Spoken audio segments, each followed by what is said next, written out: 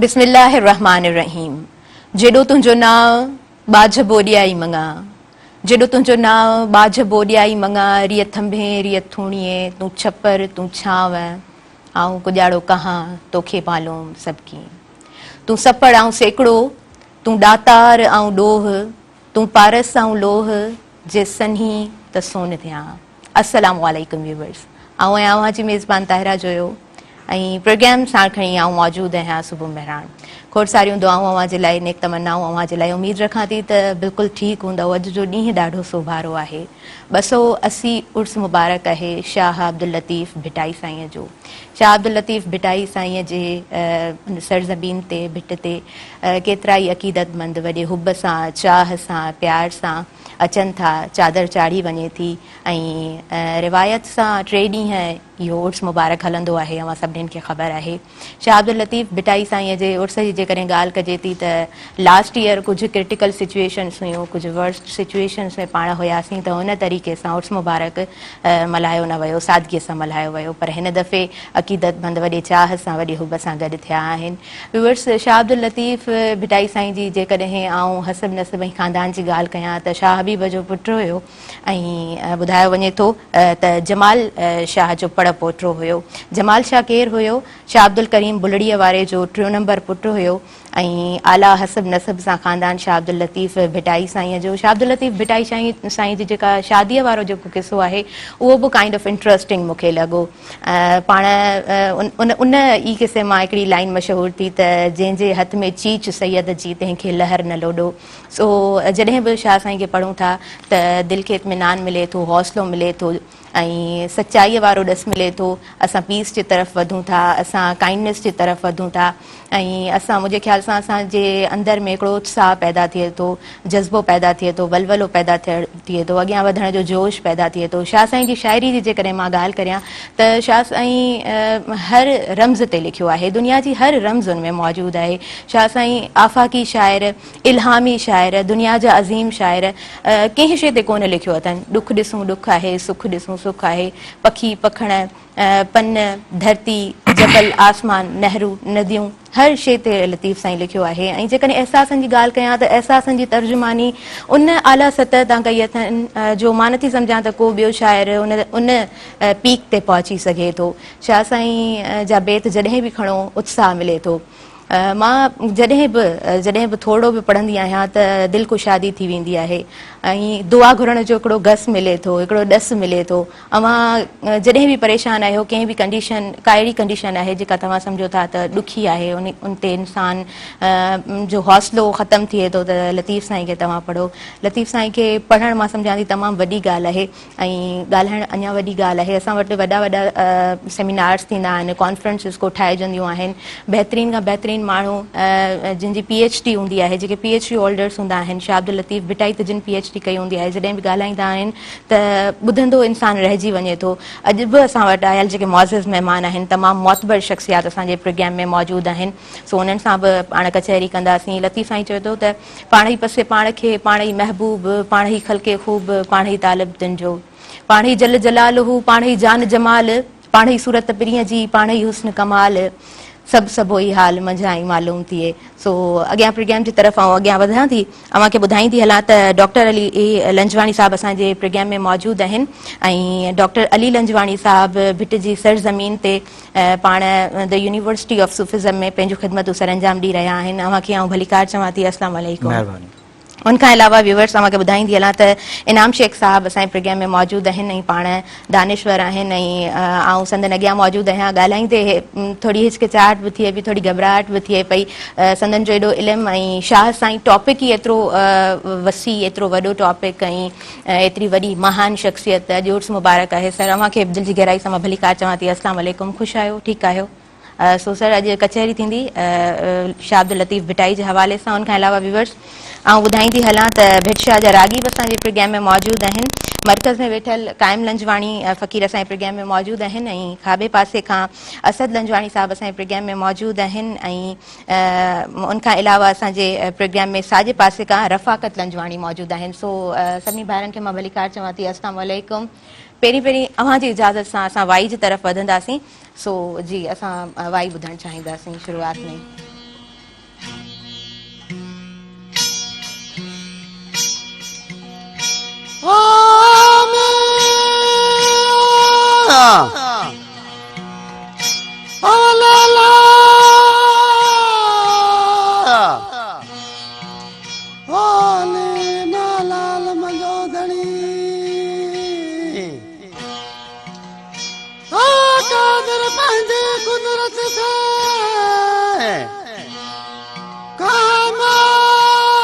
कदीम ओ वाली वादो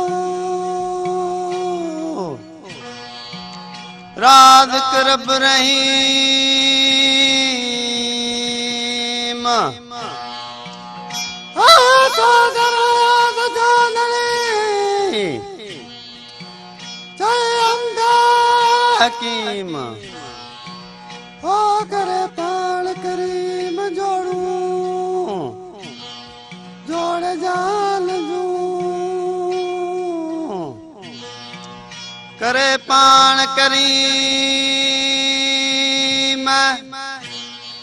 जोड़ू जोड़ जान जू जोड़ू जोड़ जान जू जॾहिं जोड़ियाई जोड़ू जोड़ जाल जू जॾहिं जोड़ियाई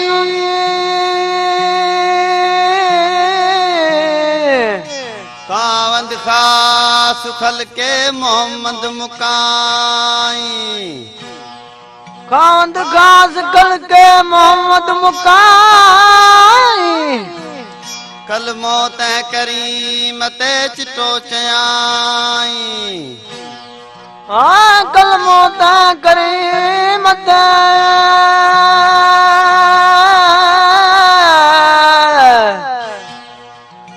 चिटो चयाई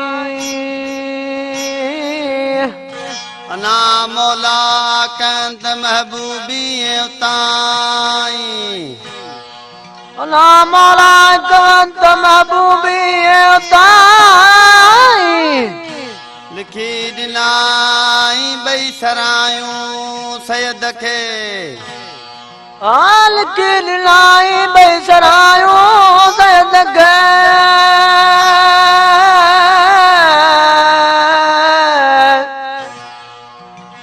लिखी दिनाई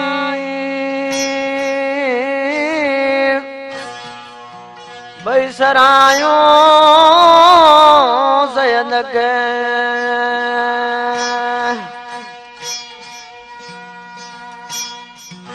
वहदहु ला शरीक लहू व्याजवी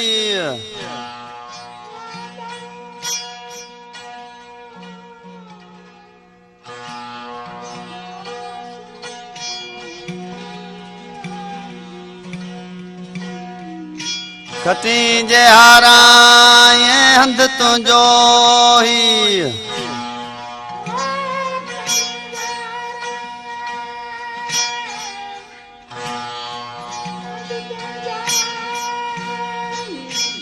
पाणा चवंदई पी भरे जाम जन्नत जो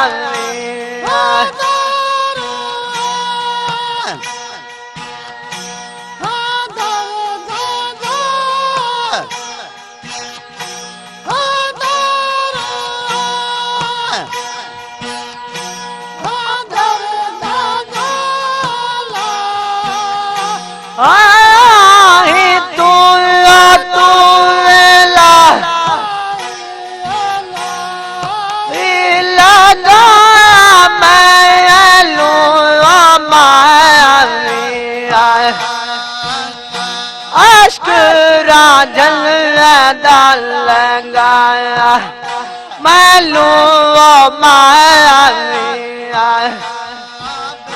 बिरह ढोलन दालंगा मैलू माया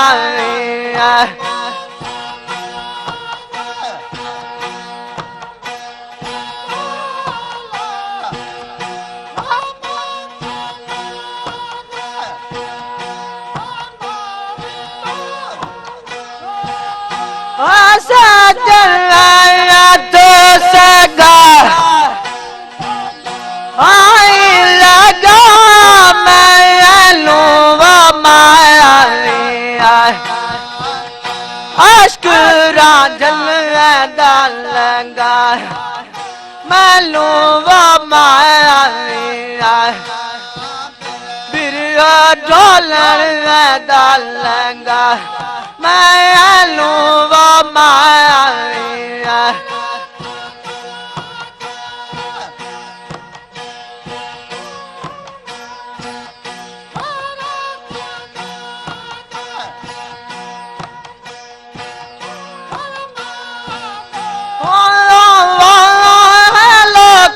खबर लगा मैं लूवा माया अश्क राजन दालंगा मैं लूवा माया बिरया ढोलन दालंगा मैं लूवा माया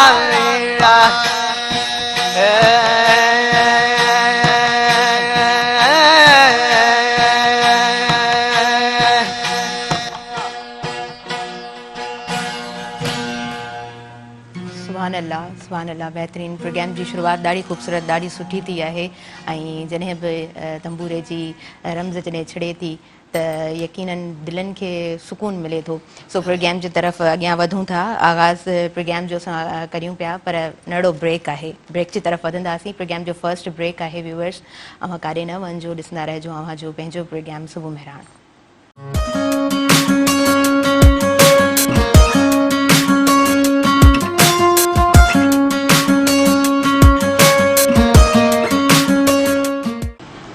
सभी ॾिसंदड़नि खे आउं ॿीहर भलीकार चवां थी अव्हां जे पंहिंजे प्रोग्राम सुबुह मेहरान में अॼु 280 उर्स मुबारक आहे शाह अब्दुल लतीफ़ भिटाई जो सो हिकु दफ़ो ॿीहर अव्हां सभिनीनि खे खोड़ सारी मुबारकूं ॾींदमि ऐं प्रोग्राम सुबुह मेहरान सां ख़ासि सहकार मौजूदु आहे कैडबरी डिलाइट जो ऐं कैडबरी डिलाइट वारा चवनि था दिलि खटियो डिलाइट सां प्रोग्राम जी तरफ़ अॻियां वधंदासीं मुअतबर शख़्सियात असांजे प्रोग्राम में मौजूदु आहिनि इनाम शेख साहब खां मां पुछणु चाहींदसि पाण दानिश्वर आहिनि सर अॼु उर्स मुबारक आहे लास्ट ईयर जूं कंडीशन्स ऐं हिन टाइम ॾाढो अक़ीदत सां उर्स मुबारक मल्हायो वञे पियो अव्हां छा चवणु चाहींदव तमामु ख़ुशीअ जी ॻाल्हि आहे सिंध वासियुनि जे लाइ त हू पंहिंजे हिकिड़े अहिड़े रबर अहिड़े हमदर्द उनखे मां चवंदुसि त उन पंहिंजे हिकिड़ी ज़िंदगीअ जी निशानी खे हर साल यादि कनि था जेकॾहिं भिटाई साईं तक़रीबन 17वीं सदी ऐं 18वीं सदीअ जे विच ते पैदा न थिए हा त शायदि सिंध जे लाइ तमामु घणियूं मुश्किलातूं अञा वधी वञनि साईं बि वेठो आहे तारीख़ में तक़रीबन 1545-50 में समन जो ज़वाल थियो उन खां पोइ सिंध 150 साल मुसलसिल अरगून तरखान मुग़ल ॿियनि जे हथां भेल बि रही ऐं कोई एॾो वॾो जवाज़ न हो जो इन क़िस्म जी टावरिंग शख़्सियत पैदा थिए छाकाणि जो हर पासे अफ़रा तफ़री सिंध जूं हालतूं जीअं तव्हां अॼु ॾिसो था जेका अफ़रा तफ़री आहे महांगाई आहे ऐं वधमनी आहे ईअं ई हुई उन महिल पाण इहे जेके बैराज आहिनि इहे ठहिया कोन हा वाहन जो सिरिश्तो हुयो कोन तंहिंजे करे सिंध में वसीला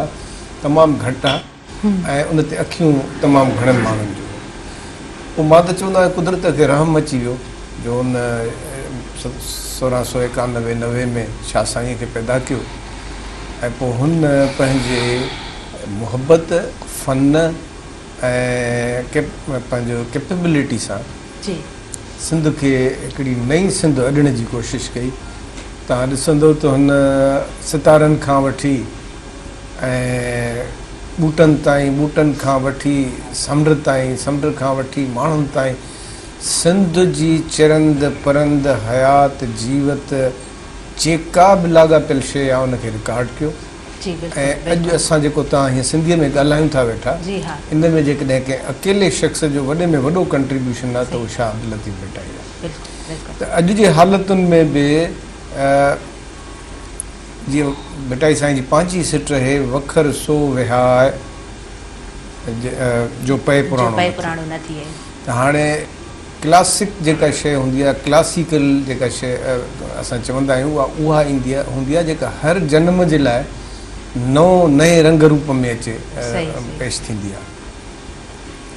कीट्स अंग्रेज़ इंग्लैंड जो मशहूरु शाइर हो, उनजी तमामु सुठी सिट रहे त a thing of beauty is Joy for ever. हू चवे थो त हिकिड़ी हसीन जेका शइ आहे उहा हर जनम जो मज़ो हूंदी आहे। तीअं भिटाई साईं जी शाइरी हर दौर में असांजे लाइ रहनुमाई जो किरदारु अदा करे थी। तव्हां यकीन कयो इहे रवायती जुमिला वरजाए ऐं उन्हनि जी अहमियत ख़तमु थी वई आहे, पर जेकॾहिं असां भिटाईअ जे पैगाम खे पूरी सही तरह सां अॼु पाण खे अख़्तियार कयूं ऐं उन में पाण खे समायूं त तव्हां ॾिसंदव त सिंध जे बेशुमार मर्ज़नि जो जेको आहे इलाज थी वेंदो। ऐं भिटाई साईं त जेके ज़ख़ीरा अंदोज़ी था कनि, जेके बदउनवानी था कनि, जेके इंसाननि सां ज़ुल्म था कनि, उन्हनि जे लाइ त सॼी पंहिंजी रिसाले खे ऐं शाइरीअ खे वक़ुफ़ करे छॾियो आहे।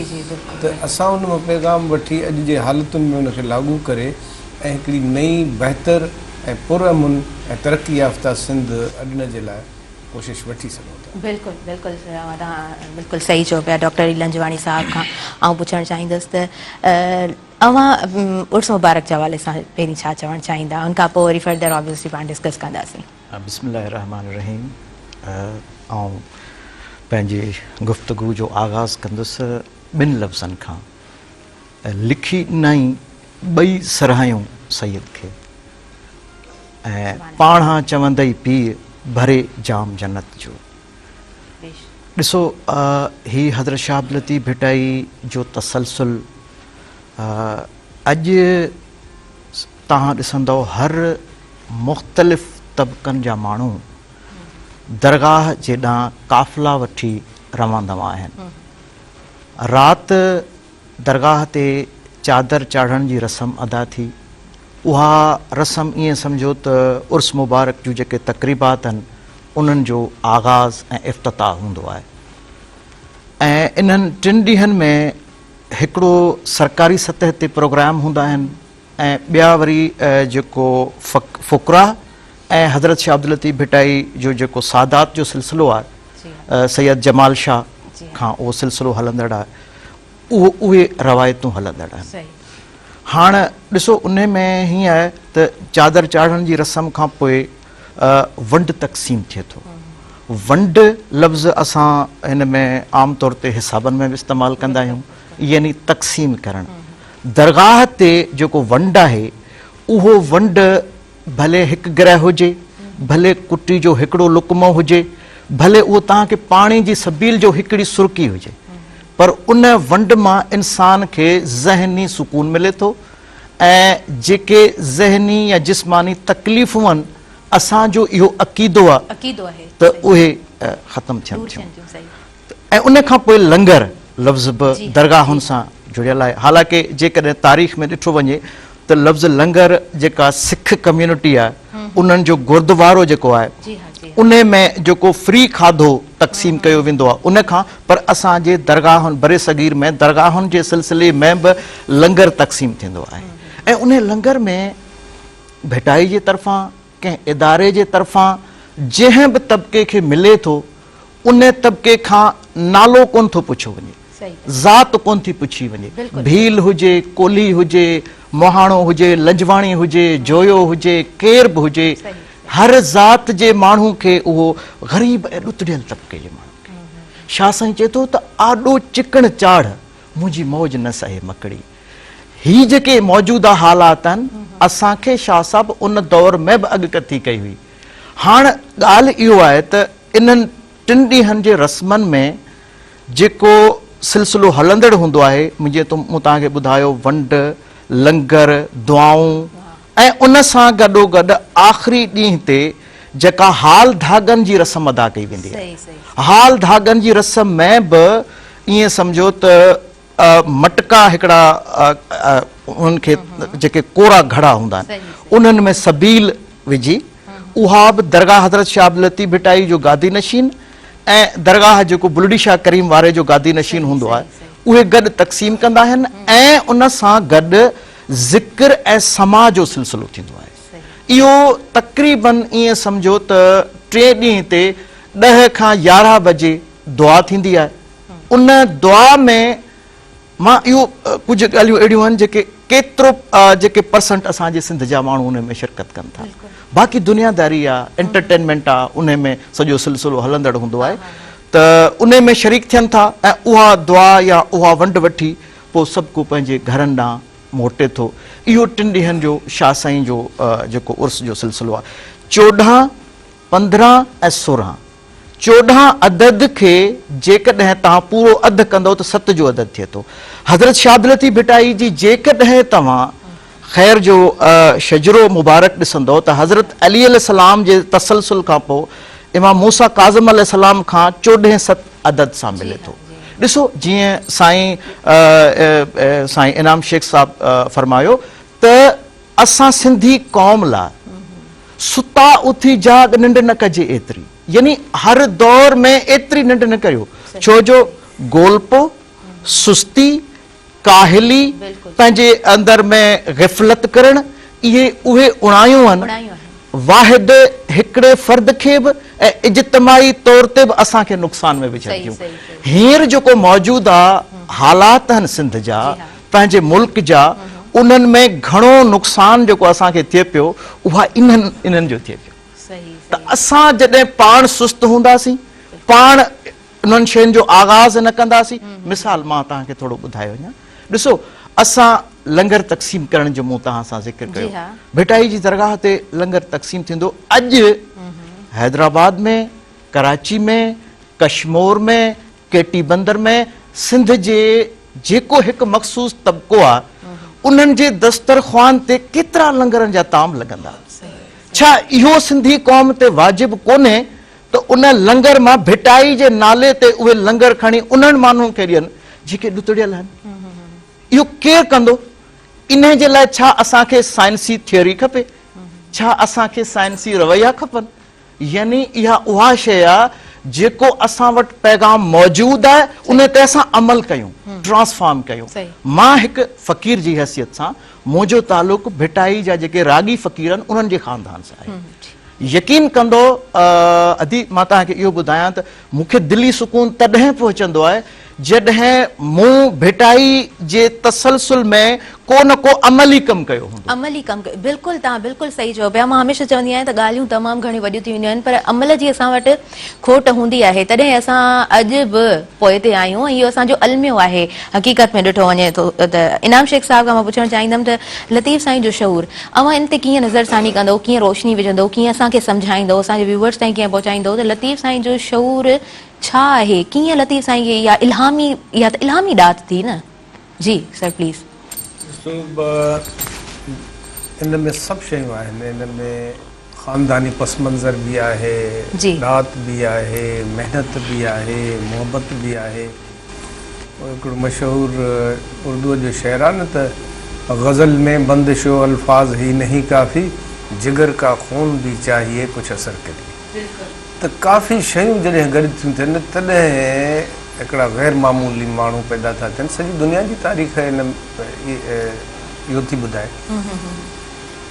तव्हां जेकॾहिं बैन अल-अक़वामी सतह ते 16हीं 17हीं सदीअ जो जाइज़ो वठंदव त यूरोप में बे अञा अहिड़ी का वॾी कोन ही यानी रोशन ख़याली सही सही ऐं सॼो बरे सग़ीर अफ़रा तफ़री जो शिकार हो मुग़लनि जी हुकूमत ख़तम थी रही हुई, सिंध में करोड़नि स्टेबलाइज़ पिया कनि पाण खे, सही सही ऐं अफ़गानिस्तान जो इक़्तिदार में बि अब्दाली ऐं दुरानी इन्हनि हिकिड़ो ॾहका विझी छॾियो हो। सही हाणे उन में इन हिकिड़ी तमामु मुंझाईंदड़ ऐं मायूस कुन सूरत हाल में भेटाई साईं तव्हां ॾिसो हिकिड़ो त सैयदज़ाद माना उनखे हिकिड़ी एडवांटेज हासिल हुई, ॿियो सजादा नशीन, टियों ॿारहाड़ी जो माण्हू, चौथों बज़ाहिर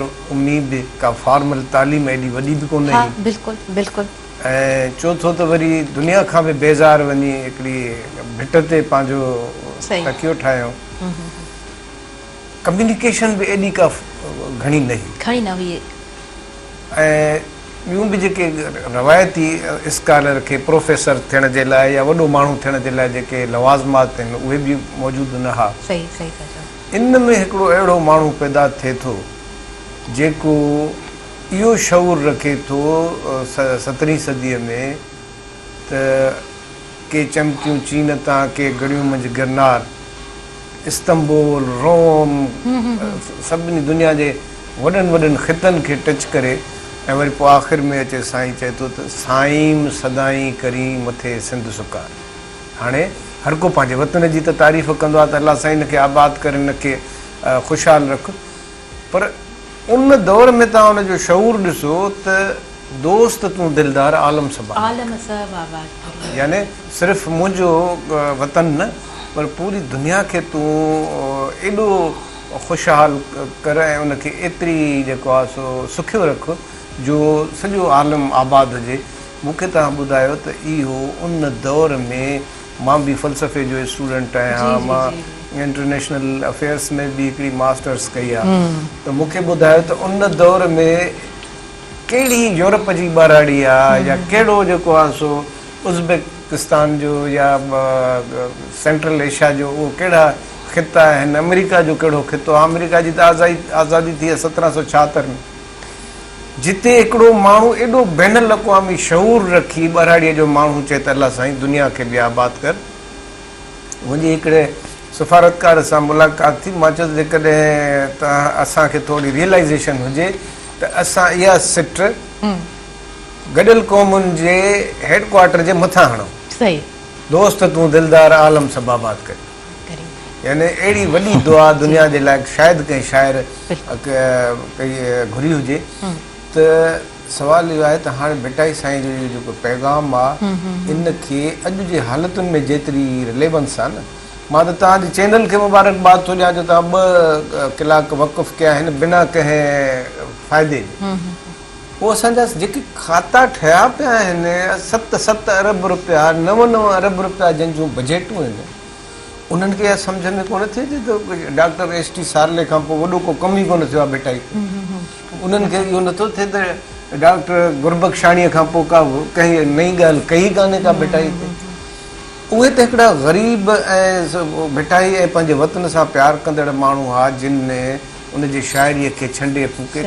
ट्रंप खे कहिड़ो, जर्मनीअ जे माण्हू ट्रंप खे कहिड़ी दिलचस्पी थी सघे थी? सार्ले इंग्लैंड मां आयो, डिप्टी कलेक्टर हो, उनखे कहिड़ी दिलचस्पी थी सघे थी? कैप्टन स्टेक, ॿिया जेके मां तव्हां ॾिसो धारिया केतिरी मोहबत था कनि। उन्हनि ॿुधायो त बाबा दुनिया जो वॾे में वॾो शाइर अथनि, की असां मां कंहिंखे कल्चर डिपार्टमेंट खे का साञा न थी त उहा इहा ॻाल्हि करे।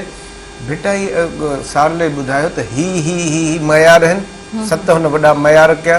पोइ दुनिया जे वॾनि शाइरनि जी स्टडी कयईं, पोइ उनखे जेको आहे सो ॿुधायईं त उन्हनि मां केरु घणिनि ख़ूबियुनि में लहे थो उहो ॿुधायूं त भेटाई।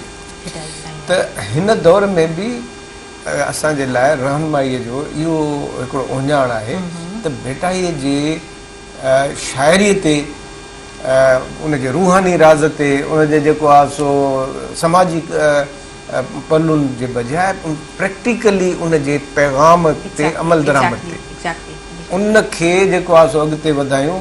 ऐं सियासत खां वठी मईशत ताईं। जी जी सर, इंटरप्ट कयां बि माफ़ कजो। तव्हां बिल्कुलु सही एक्यूरेटली असांखे ॿुधाए रहिया आहियो वञ करे रहिया आहियो पर वक़्तु साहीअ जो थी वियो आहे नंढड़ो ब्रेक आहे हिन प्रोग्राम सां कैडबरी डिलाइट जो सहकार व्यूअर्स मौजूदु आहे काॾे न वञिजो ॾिसंदा रहिजो अव्हांजो पंहिंजो प्रोग्राम सुबुह महिराण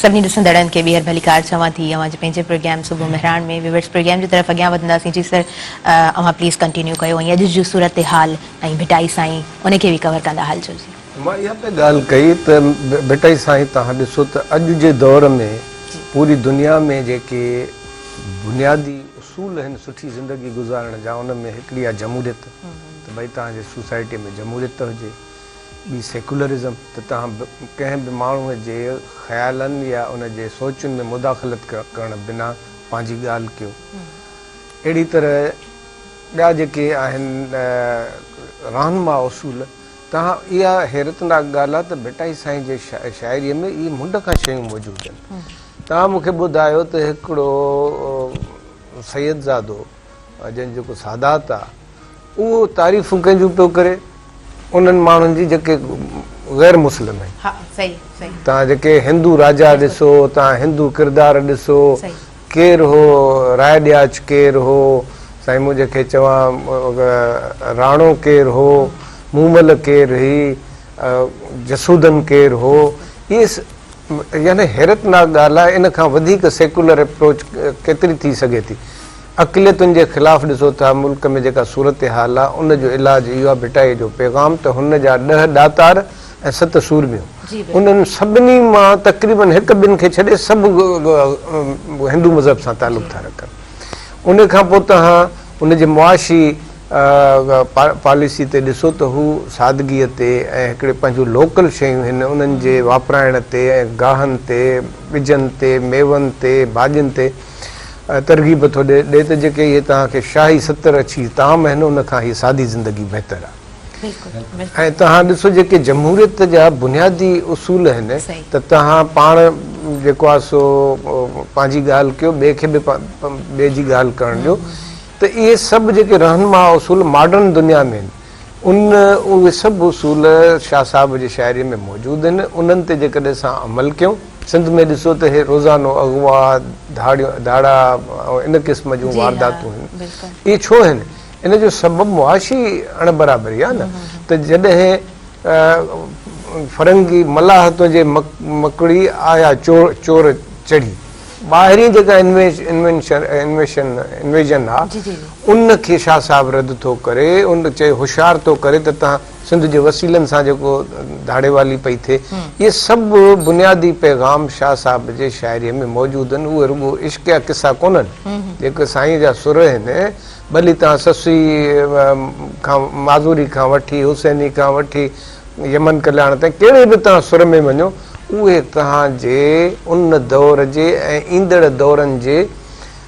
जेके हालतूं आहिनि उन्हनि जो हिकिड़ो अक्स आहिनि ऐं आईनो सही बिल्कुलु बिल्कुलु तव्हां सही चयो पिया ऐं नौजवाननि जे हवाले सां पुछणु चाहींदमि डॉक्टर अली लंजवानी साहिब खां त लतीफ़ साईं जो पैगाम ऐं नौजवान किथे बीठो आहे सर तव्हांजो रिसेंटली हिकिड़ो आर्टिकल बि पब्लिश थियो चुप रहण दानाई ऐं सूफ़ी तालीम जो नुक़्तो आहे त जी इहो मुंहिंजी नज़र मां गुज़रियो मूंखे ॾाढी ख़ुशी थी मां उन हवाले सां बि चाहींदसि तव्हां प्रोग्राम में जोड़िजो बिल्कुलु हाणे हिन में इहा त मुंहिंजी जेका ज़िम्मेवारी आहे जी उहा हिकिड़ो त मुर्शिद जे करम सां अलाह ताला जी महिरबानी सां इट जी जेका मिटी आहे उन सां तालुक़ु रहियो आहे जी बिल्कुलु बिल्कुलु उहा जे उन ख़मीर हुअण जे करे मुश्किलातनि जे बावजूद बि इल्मी तसलसल खे उन सां ॻंढण जी मां कोशिशि कई जी जी जी ऐं ॻंढण ऐं जोड़ण जो कमु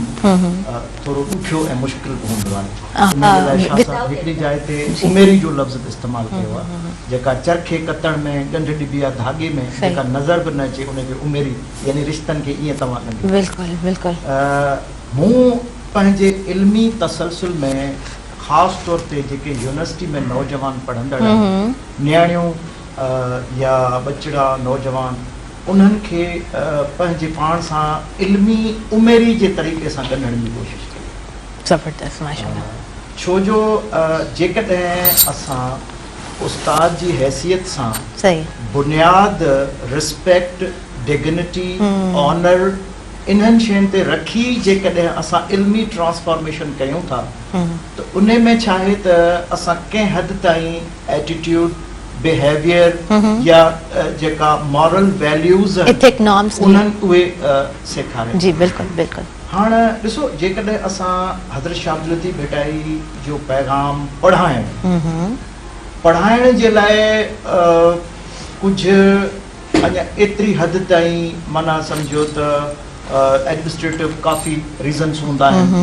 तव्हां उन्हनि जे करे पूरी सिंध में असांजे मुल्क में जेके हालात आहिनि तव्हांखे पाण ख़बर आहे, पर उन में रही करे मूं पंहिंजे तरफ़ां इहा कोशिशि कई हूंदी त जेका शाह अब्दुल लतीफ़ भिटाई जो पैगाम आहे उन खे असां साइंटिफिक वे में, उन खे असां समाजियात में, सोशियोलॉजी में ऐं लिटरेरी स्फेयर में जेके मॉडर्न टीचिंग टेक्निक्स आहिनि या मॉडर्न जेका रिसर्च आहे उन जे ज़रिए असां उन खे सम्झूं। मिसाल तौर असां जेकॾहिं हिकिड़ो हाइपोथेसिस आहे, मफ़रूज़ो असांजे ज़हन में आयो त भई जेके इक़्तिसादी अणबराबरी आहे, इनइक्वलिटी आहे, उन में कहिड़ा कहिड़ा बैत कहिड़ी कहिड़ी फिलासफ़ी शाह साईं जी खे असां एक्सप्लोर कयूं। पोइ असां जेकॾहिं उन में वञूं था त असांखे प्राइमरी डेटा सेकेंडरी डेटा मौजूदु आहे। अहिड़े क़िस्म जा जेके मुख़्तलिफ़ आर्टिकल्स आहिनि उन्हनि खे लिखी करे मुंहिंजी कोशिशि हूंदी आहे त आउं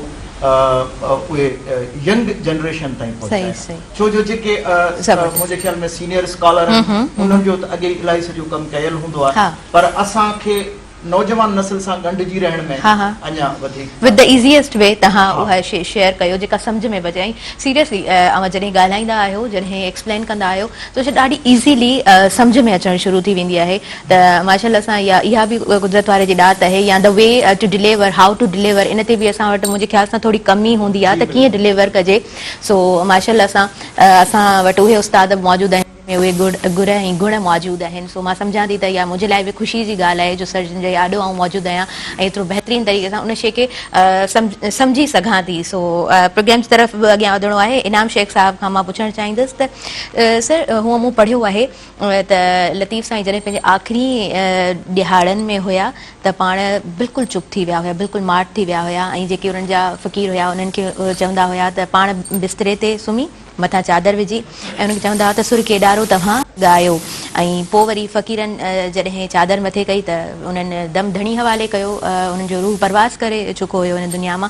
मां पुछणु चाहियां थी अव्हां खां बेसिकली त जीअं सर्जन टाइटल ॾाढो ख़ूबसूरत ॾिनो आहे, चुप रहण दानाई ऐं सूफ़ी तालीम जो नुक़्तो आहे, त चुप रहण ऐं उनमें केतिरी दानाई आहे, कीअं अव्हां असांखे सम्झाईंदा? ॾिसो पाण साईं जन जी हिकिड़ी सिट आहे त सुताई सुहन निंड इबादत जिन जी। हिकिड़े सूफ़ी ऐं हिकिड़े ग़ैर मामूली माण्हू जे लाइ हर कैफ़ियत जेका आहे उहा हिकिड़े क़िस्म जी सरमस्तीअ जी ऐं विजदान जी कैफ़ियत हूंदी आहे जंहिंखे असां एक्सटेसी चऊं था।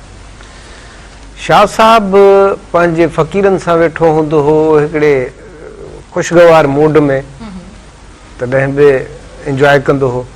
शाह साहिबु जेकॾहिं कंहिं तख़लीक़ी प्रोसेस में हूंदो तॾहिं बि इंजॉय कंदो हो, उनखे सुठे नमूने सां ॾिसंदो हो। ऐं शाह साहिब जी वॾे में वॾी जेका तरजीह हुई उहा हुई म्यूज़िक। यानी इन मां तव्हां अंदाज़ो लॻायो त हिकिड़ी रवायत आहे त ख्वाजा साहिबु लवारी वारो बुज़ुर्ग जेको आहे उन जी जेका शरई ऐं जेका सूफ़ियाना मंज़िल हुई उहा एॾी वॾी जो शाह साहिब जन पाण हुते उन्हनि जा मुतक़द थियण विया। पर जीअं त उहो सरवर्दी तरीक़े में म्यूज़िक जी मना आहे त पाण शाह साहिब खे चऊं त जेको आहे सो इहो तव्हांखे छॾिणो पवंदो। शाह साहिबु उन ते चयो त हीअ त असांजे ज़िंदगीअ जो ॿूटो बीठो ई इन पाणीअ ते आहे, जेकॾहिं इहो बंदि थी वियो त असां त ज़िंदगी न रहंदी। पोइ पाण बहरहाल हिकिड़ो तमामु इज़त एतिराम सां वापसि आया।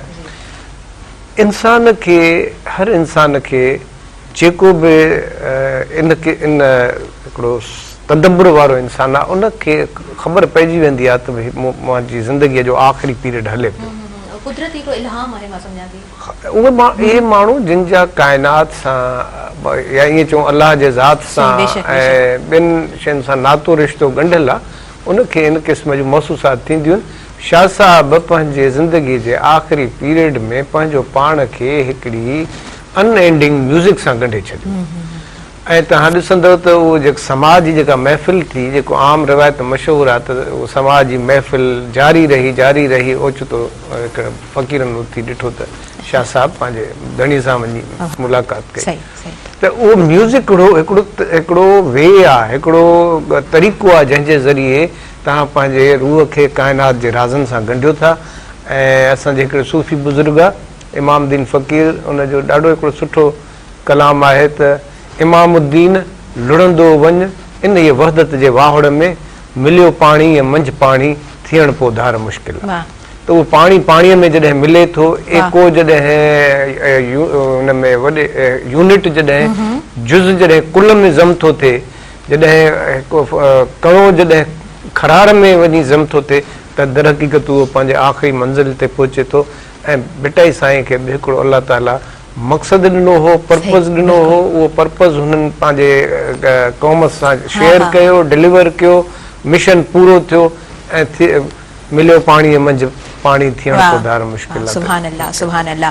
सो वाकई में हक़ीक़त में हर इंसान को न को विजन खणी अचे थो हर इंसान खे अल्लाह पाक कंहिं न कंहिं कम जे लाइ कंहिं न कंहिं बहितरी जे लाइ दुनिया में आणे थो।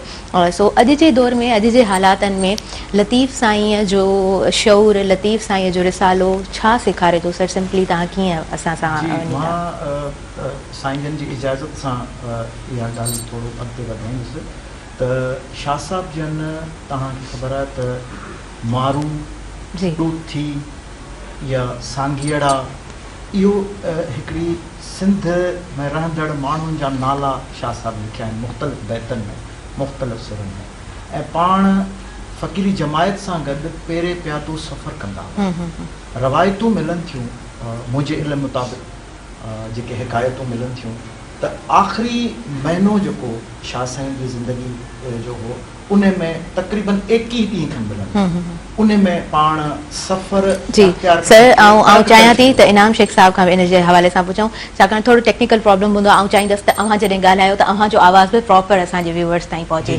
जी सर प्लीज़ तव्हां इन जे हवाले सां थोरो ऐड कयो। साईं जेका ॻाल्हि करे थो उन जे तसलसल में मां बि इहा ॻाल्हि थो करणु चाहियां त भिटाई साईं जो जेको बुनियादी मिशन हो न उहो मिशन हो हिन धरतीअ जे ग़रीब ऐं पीड़ियल ऐं पोरियत तबक़नि खे हिकिड़ी नई आइडेंटिटी ॾियणु उन्हनि खे हिकिड़ी नई इज़त ॾियणु। तव्हांखे यादि आहे असांजे नंढपण ताईं बि ईअं हूंदो त हिकिड़े वाढे खे हिकिड़े राज़े खे कुंभर खे उस्ताद करे छॾियो वेंदो छाकाणि जो हुनजे आर्ट जी आर्टिज़न सां ई हुनरमंद आहे उन्हनि जे पोरे जी ऐं महिनत जो जेको आहे सो सोसाइटीअ में क़दुरु हो। भिटाई साईं त उन्हनि खे इहे जेके पोरियत आहिनि उहो पोइ उन्हनि में मला आहिनि उन में जेके मां तव्हांखे ॿ टे नाला कया इन्हनि खे ॻायो आहे। मूंखे ॿुधायो त मियां नूर मोहम्मद कलोड़ो जेको उन महिल जो हुकुमरान हुनजे लाइ का हिकिड़ी सिट चई अथई या उन महिल फ़रुख सैयर जेको आहे सो मुग़ल शहनशाह हो उनजे शान में का शइ चई अथई।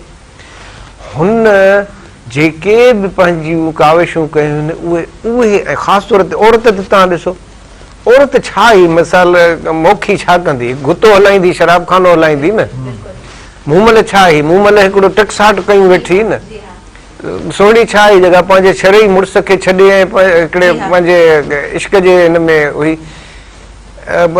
जेको आहे लीला छा ई लीला हिकिड़े हार ते पंहिंजे मुड़ुस जी राति खे सौदो करे छॾियो।